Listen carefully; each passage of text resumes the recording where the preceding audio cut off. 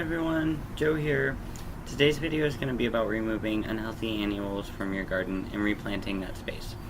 I have a round of zinnias that were sown into seed cells in early February and then planted out into my cut flower bed about 2 months ago.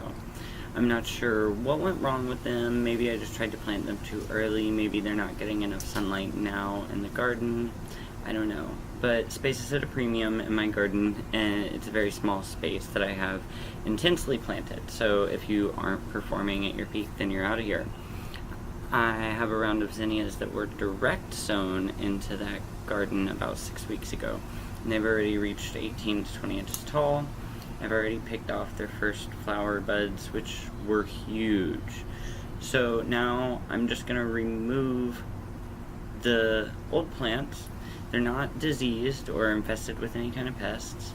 So if I wanted to, I could relocate them. I could put them in a container or somewhere else directly into the landscape where they might be better suited. In my yard, my flower bed is the only area that gets enough sunlight to support zinnias. So I'm just going to compost them. However, if the plants that you're removing in your garden do have issues with pests or issues with diseases, then you probably don't want to compost those. You don't want to try to plant them somewhere else in your yard. You just want to dispose of them, because otherwise you could spread diseases, you could spread these infestations of pests, and those are all things that we don't want. In the video today, the first thing you're going to see me doing is removing mulch from around the stunted zinnias. It's fresh mulch that I just laid out this season about 2 months ago, and so I'm just going to reuse it. I take it straight off of the zinnias and put it next door onto a bed of celosia, and after that I go in and I rake out the soil. It's helpful to remove any weeds that might have taken root while the zinnias were in there growing.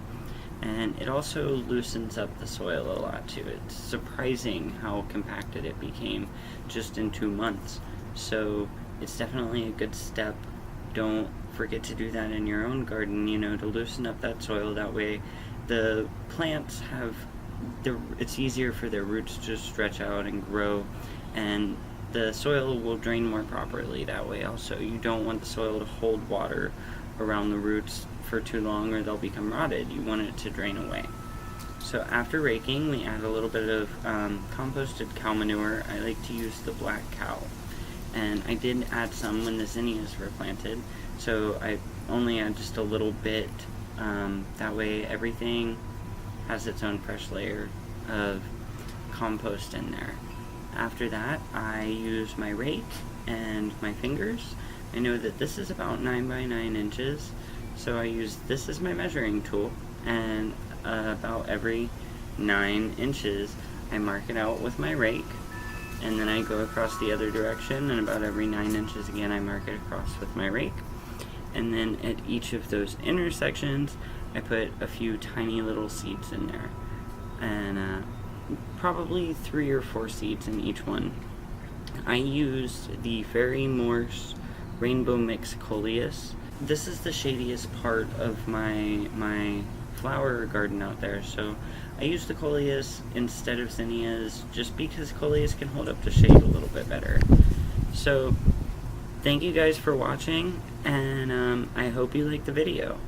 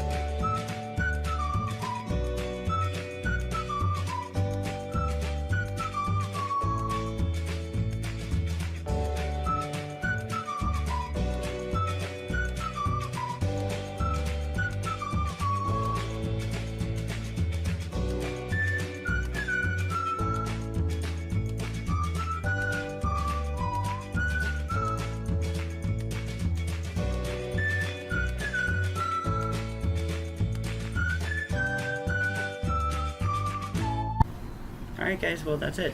I hope you really enjoyed watching the video. If you did, make sure to hit the thumbs up button for me and subscribe so that you can see any future videos that I might put out there. And if you have any questions, any comments, any concerns, make sure to leave them in the comment section below.